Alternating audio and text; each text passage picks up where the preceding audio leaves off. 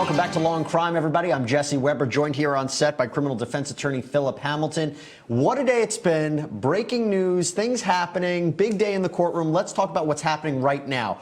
We have just gotten word that Robert Kraft, the owner of the Patriots, the man who has been charged with 2 misdemeanor counts of soliciting prostitutes in Florida, will now be ordered to appear at his arraignment on March 28th. This became an interesting legal issue. We didn't actually believe Kraft would have had to make an appearance, but now he has been ordered by the court to be there on March 28th. You recall that Kraft has been charged in connection with this apparent human trafficking operation, investigation into massage parlors, and he got caught up in this. It's a very interesting case.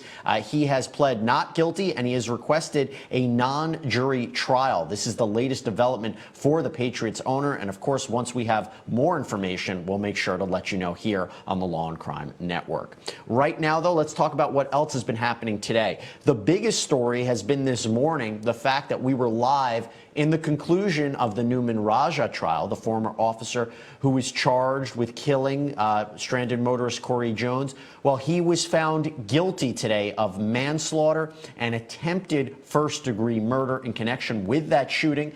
He has been taken into custody, and we believe he will be sentenced on April 26th. This is a huge development. And again, the biggest fact to think about is this man could face life in prison for these charges.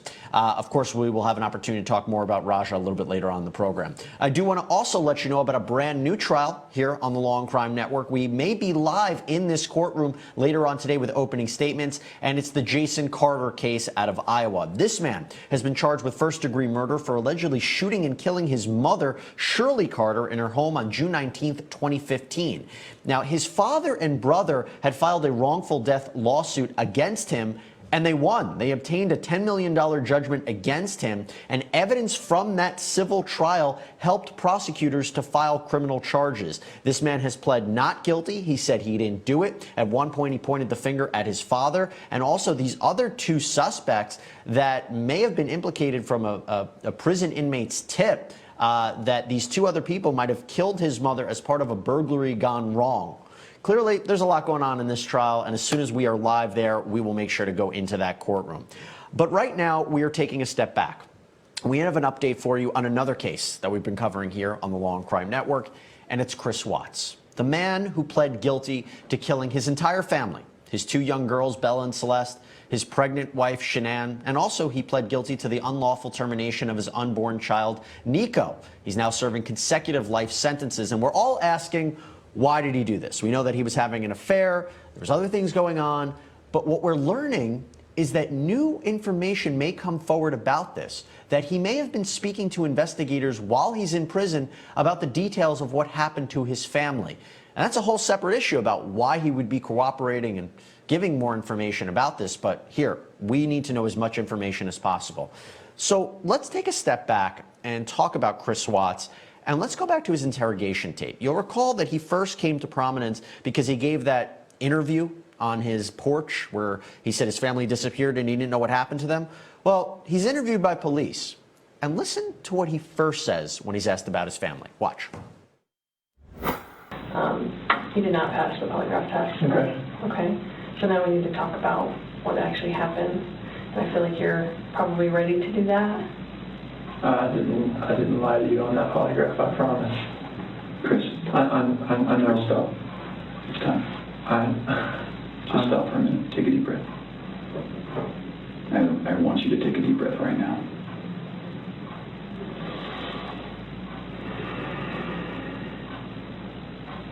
There's a reason you feel sick to your stomach. And when people hold stuff inside, it makes you physically ill. And I can just tell on your face, I could tell from the second you walked in that you were wanting to just come clean and just be done with this. And I appreciate that because you knew sitting down in that chair that you weren't going to pass today, and you knew I was going to find out because I told you that.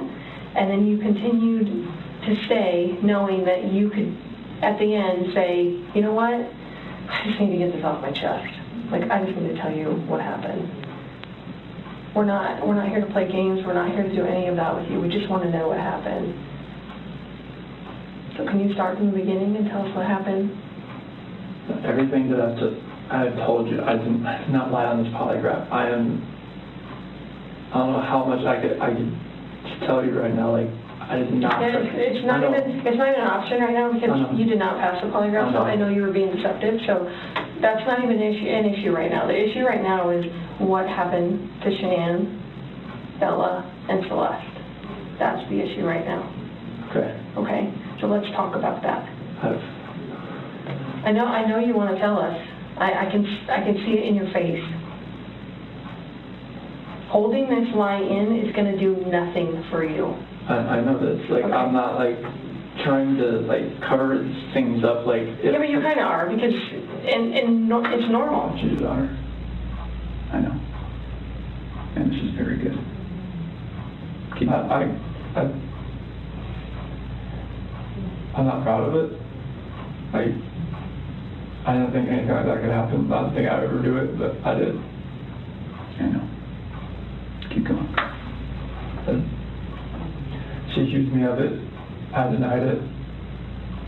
I had cheated on her, and I feel horrible for it. Like, she was pregnant, and it was. I don't want to. I didn't hurt her. I cheated on her. I hurt her emotionally. I cheated on her, and I feel absolutely horrible about this, but that's what I've been holding. When I didn't go to the Rocky game, I was with her. Okay. I went to dinner with her. Okay. Keep going. That 5 weeks I was alone, I was with her most of the time. Okay.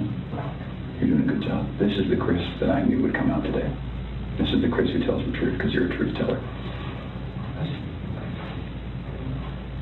When I tell you I fell out of love, it's because I fell in love with her. Absolutely. Okay? I mean, that's God's honest truth. Okay. Who is her? So I don't want to get her involved in this. I don't want to ruin her life. Like, if something like this, I don't want her involved in this. Okay.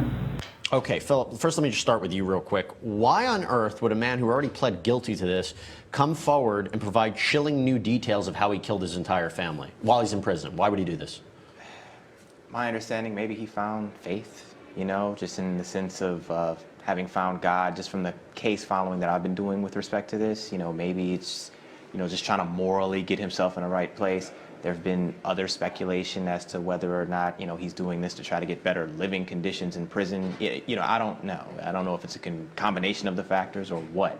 But I mean, he doesn't really, at least with respect to the 3 life sentences, have anything to gain. So I don't know. Yeah, but we're trying to understand the mindset of Chris Watch, which is not a place that anyone wants to be, let me tell you that much. And the details of what he's saying, how he killed his whole family, are extremely disturbing. We are going to get into it in a little bit, but right now, the first time he ever met with investigators, he said he didn't know what happened. He then says that he ultimately killed his wife, Shanann, because she killed the girls. Let's hear a little bit more from his interrogation tape. How is it possible that a woman and 2 kids are just completely gone off the face of the earth? I promise you, I have nothing on my hands I did nothing to those kids or her to make them vanish. So tell me what happened then. I believe you that you did nothing on your hands. What happened? When I left, I mean, it's on video that I left and I was in my truck. I didn't like load anything into my truck besides my tools, my container, my book bag, my water jug, my lunchbox. Okay. But then what happened? I drove out of the driveway. No, before you drove out of the driveway. What happened with your wife and your kids? I didn't do anything like that. They were still in the house. Where are they? Where did they go? I don't know, sir. I really don't know. Your wife's not the type of person to vanish. I know she's not. She had 10 things on her schedule that meant she was going to be there the next day, that day, the day after that, with friends, with a doctor. Okay? She didn't leave because she wanted to. Right. So what happened? I didn't do anything to her or the kids. Was it an accident? I didn't do anything. Was it an accident? There was no accident. I don't know if there was an accident in the house. I wasn't there for it. It's a big deal if it's an accident, because we can work with that, Chris. No, there's no, That's maybe what happened. I did not cause an accident. I didn't do anything to my wife and kids. Was it a misunderstanding? There's no misunderstanding. Like, we had a talk. There was a misunderstanding where I didn't tell her about the affair. Did Shanann do something? She did anything to these kids. We both love them with all our hearts. There's no way. It could have been an accident. Something happened in the house that you know about. You failed the polygraph test, Chris. This is not about, did you leave and your wife vanished and you didn't know anything about it. That was not what you were asked, okay? Okay. We know that something happened to all three of them. But I want to know, did something happen to these baby girls first that you had to take into your own hands and deal with? You had to clean it up for Shanann. Chris, you gotta tell us. There's something that happened to these baby girls.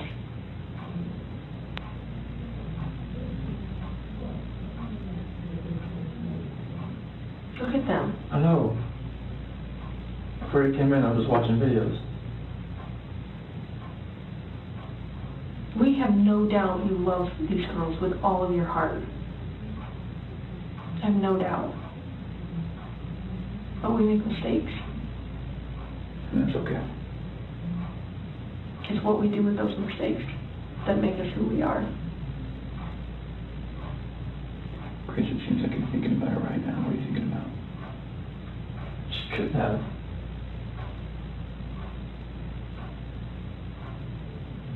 I feel like you cleaned up for her. I feel like that's the type of guy that you are. Okay, let's break this down. I'm here with criminal defense attorney Peter Hoffman as well. Peter, so now Chris Watts, while he's in prison in Wisconsin on February 18th, he's recounting new details of what happened to his family. And he claims that he strangled his wife, put her body in his car, drove out to that oil site with his two girls. Two girls were alive, and he kills both of them, smothers them to death at the oil site, and we know the rest. My question is, as we listen to his interrogation tape where he's clearly lying, why should we believe him now? I don't have a clue. If you're asking me what's going on inside of his head, I don't know. I'm outraged. He's hard to understand. I complimented the detectives. I thought they were doing a good job with the investigation. I don't know. I can't figure any of it out except that he was having an affair and wanted to proceed with that. But that's just me guessing at it. You guys have a better handle on it. Let me ask you this. How can you I'm also with jury consultant Alan Turkheimer. Alan, great to have you here. Let me ask you this. If this case went to trial, would a jury just have ripped him apart? I think they would have, given all the circumstances. I'm not sure they would have remained open-minded and given him a fair shake. And then even if they did, I think they would have found many holes in his story and found that he lacked credibility. So this was probably a good one not to get in front of a jury. Yeah, and he pled guilty, and we believe he took this deal so he wouldn't face the death penalty. And that's his new reality is multiple life sentences in prison for viciously killing his family. It's a horrible case. We're going to take a break. When we come back, let's talk a little bit more of the details of the Chris Watts saga. We'll be right back.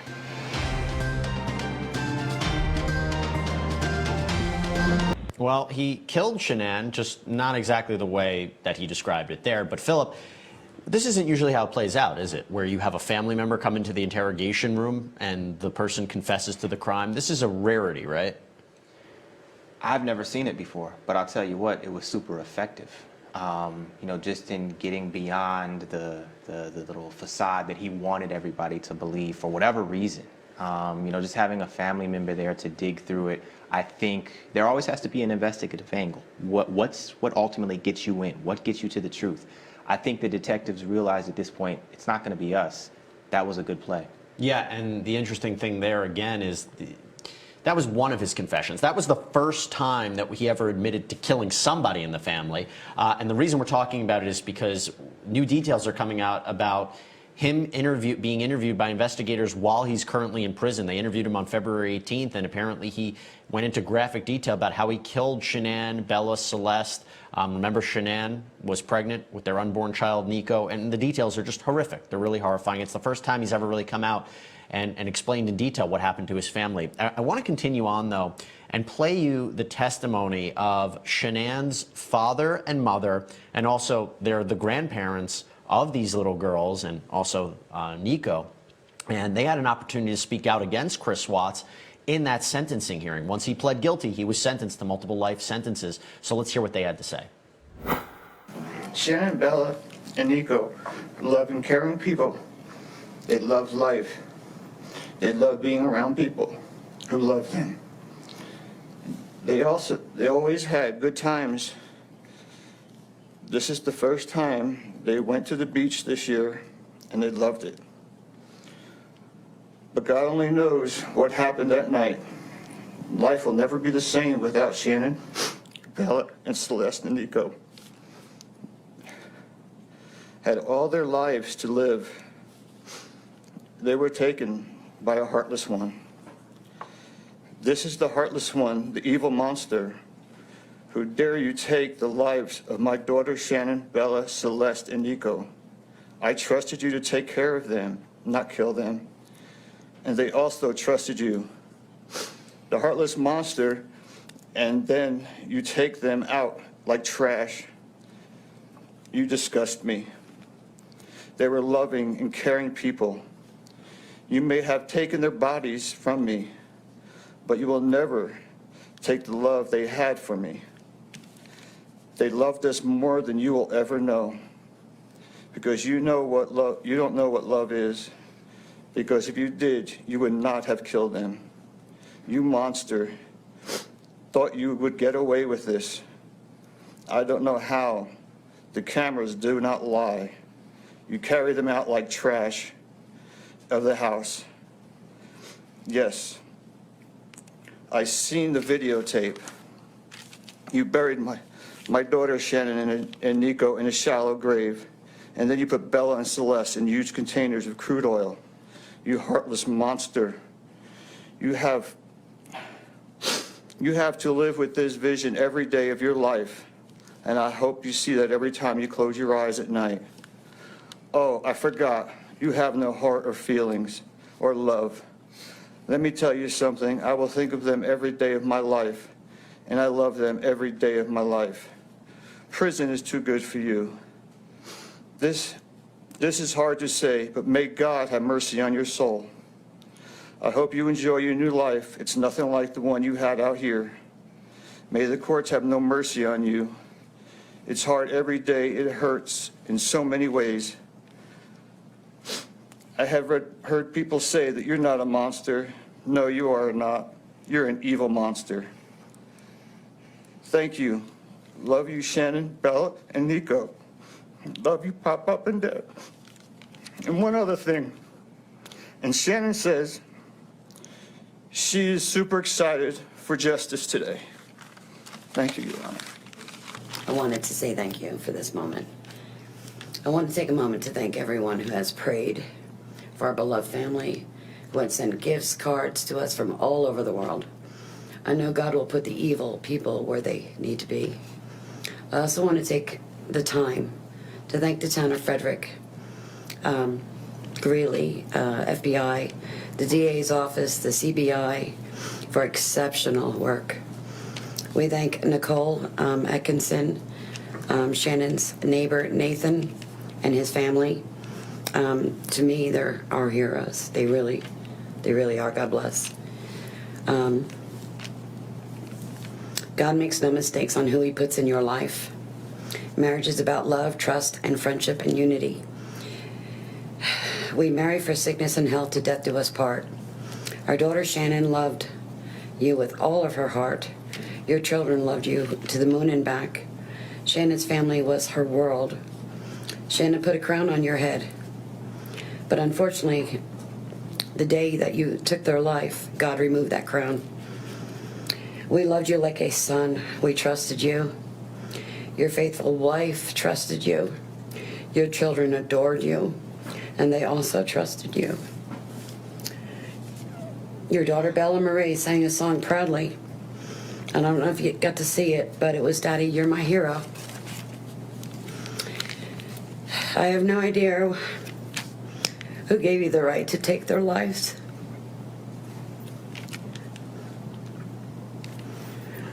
But I know God and his mighty angels were there at that moment to bring them home to paradise. God gives us free will. So not only did you take the family of four, your family of four, you took your own life.